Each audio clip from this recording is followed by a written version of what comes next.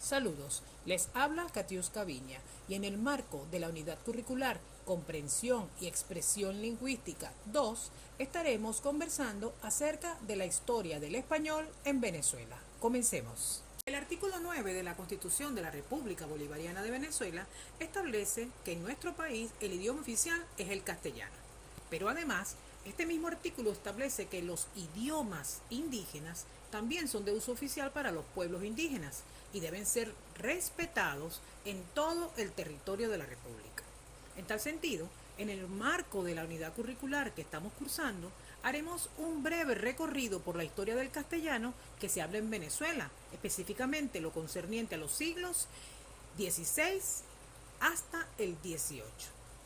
Obediente señala que abordar la historia del español en Venezuela es de hecho escribir un capítulo de la historia del español americano, historia que se enmarca a su vez en la del idioma en general, pues la lengua usual y oficial en nuestro país no es sino una variedad de ese gran diasistema lingüístico que conocemos como el castellano o el español.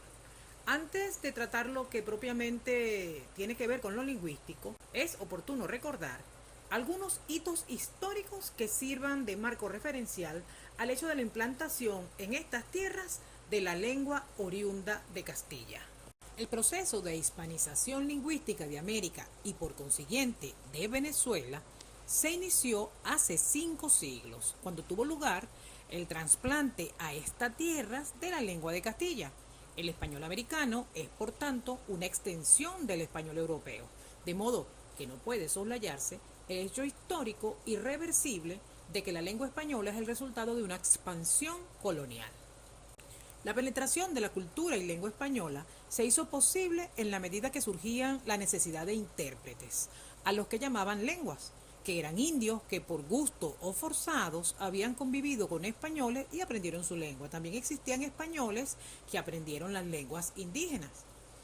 En la medida que avanzaba el proceso de conquista y colonización, los españoles se encontraron ante un serio dilema: la multiplicidad de lenguas existentes. Por tal motivo, ante la urgencia de imponer la religión católica para legalizar la conquista y la colonización de las Indias, decidieron que en principio fueran los curas y los misioneros los que aprendieran la lengua del lugar y que solo aquellos indios que quisieran y tuvieran disposición aprendieran el español, para finalmente dar el zarpazo en el siglo XVIII y de forma unilateral resolver el problema de las múltiples lenguas cuando, a solicitud del arzobispo de México, don Francisco Antonio Loncerana y Buitrón, el rey Carlos III promulga la Real Cédula del 16 de abril de 1770, en la que ordena que se destierren los diferentes idiomas y que solo se hable el castellano.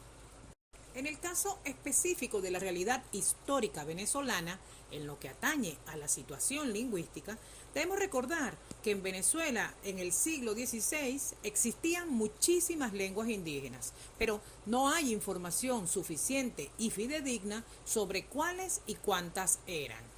La situación en estos territorios fue muy distinta a la que los españoles encontraron en lo que era México y Perú, por ejemplo, regiones con un grado altísimo de civilización que más bien impactó a los primeros europeos que llegaron a estas tierras.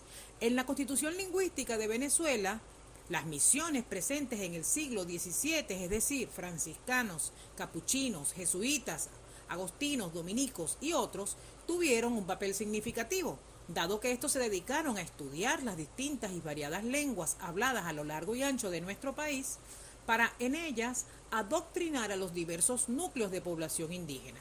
Para esto, los misioneros aprendían la lengua principal del territorio en que les tocaba evangelizar, en lo que ellos llamaron escuela de lenguas, que existieron en algunos sitios del país. Según José del Rey Fajardo, los misioneros que actuaron en Venezuela rechazaban utilizar intérpretes y estratégicamente adoptaban una modalidad bilingüe, donde se evangelizaba a los niños y adultos en sus propios idiomas, pero además a los niños que eran parcialmente aculturados, es decir, los que se habían creado en ambientes mixtos, eran catequizados en español.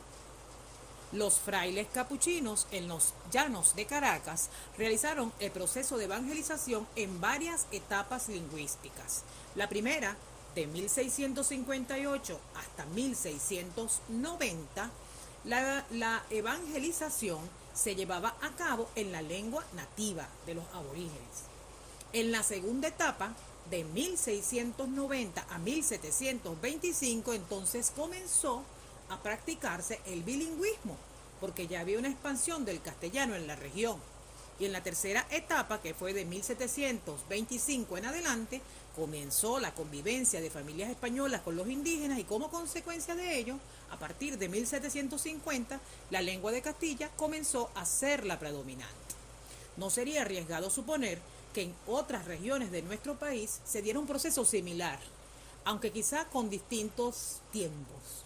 Contrariamente a lo ocurrido en otras regiones americanas, en Venezuela las lenguas aborígenes fueron quedando arrinconadas desde el siglo XVII, en la medida que el castellano se iba expandiendo en toda nuestra región.